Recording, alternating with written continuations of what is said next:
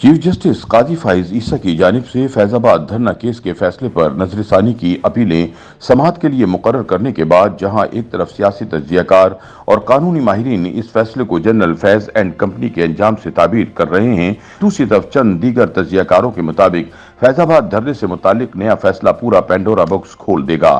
Chief justice काजी फाइज ईसा के साथी जजेस भी उनके साथ खड़े नहीं होंगे तो रिव्यू के फैसले का भी वही हाल होगा जो असल फैसले का हुआ था।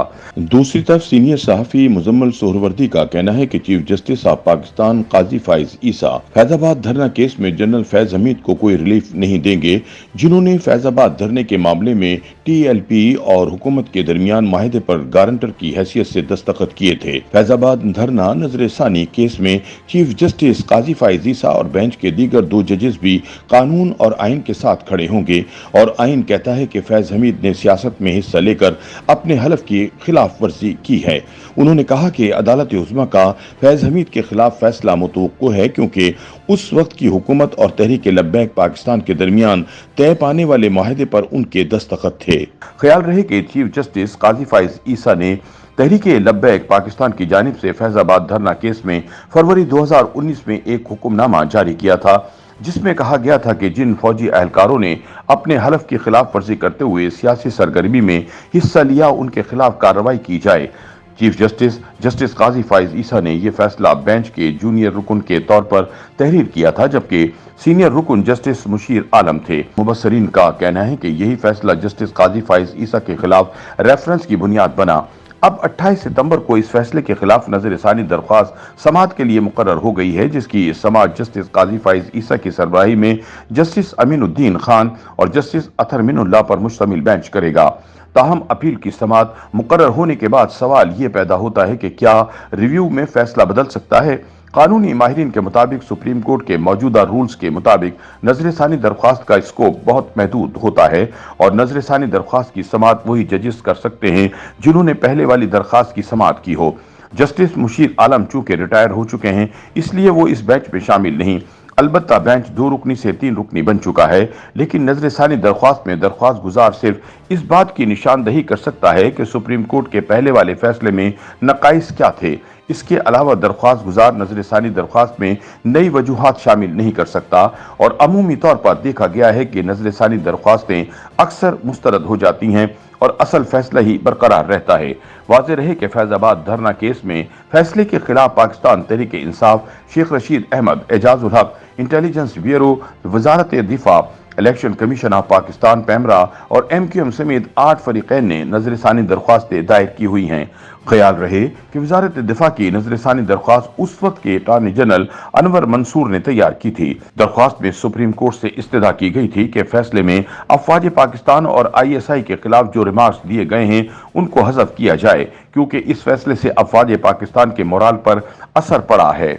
वजारत दिफा की नजरसानी दरख्वास्त में कहा गया है कि अदालत के सामने कोई ऐसा सबूत नहीं जिसकी बिना पर यह कहा गया है कि अफवाज पाकिस्तान या ISI 2017 में तहरीक लब्बैक पाकिस्तान के धरने, 2018 इंतखाबात के मखसूस नताइज या मीडिया सेंसरशिप में मुलविस है। इंटेलिजेंस इदारे IB ने भी अपनी नजरसानी दरख्वास्त में यही मौक़िफ़ अपनाया है कि सुप्रीम कोर्ट फैसले में इनकी सियासत में मुदाखलत और गैर कानूनी सरगर्मियों के बारे में जो बात की गई है, इससे इनका कौमी तासुर मुतासिर हुआ है। पाकिस्तान तहरीक इंसाफ ने अपनी नजरसानी दरख्वास्त में मौक़िफ़ अपनाया था कि फैजाबाद धरना केस में जहां पाकिस्तान तहरीक इंसाफ और पाकिस्तान अवामी तहरीक के 2014 के धरने का जिक्र किया गया है, इससे ये तासुर उभरता है कि गोया 2014 का धरना गैर कानूनी और बुनियादी हुकूक के खिलाफ था और इसका मकसद सिर्फ एक तशहीर था। PTI ने अपने सेक्रेटरी जनरल अरशाद दाद के जरिए दरख्वास्त में मौक़िफ़ अपनाया कि उनका सन 2017 फैजाबाद धरने से कोई ताल्लुक नहीं, इसलिए इनके बारे में रिमार्क्स को हज़फ किया जाए। ख्याल रहे कि फैजाबाद धरना केस के फैसले में कहा गया था कि वफाकी हुकूमत और अफवाज पाकिस्तान अपने हलफ की खिलाफ वर्जी करके सियासी सरगर्मियों में हिस्सा लेने वाले फौजी अफसरान के खिलाफ कार्रवाई करें।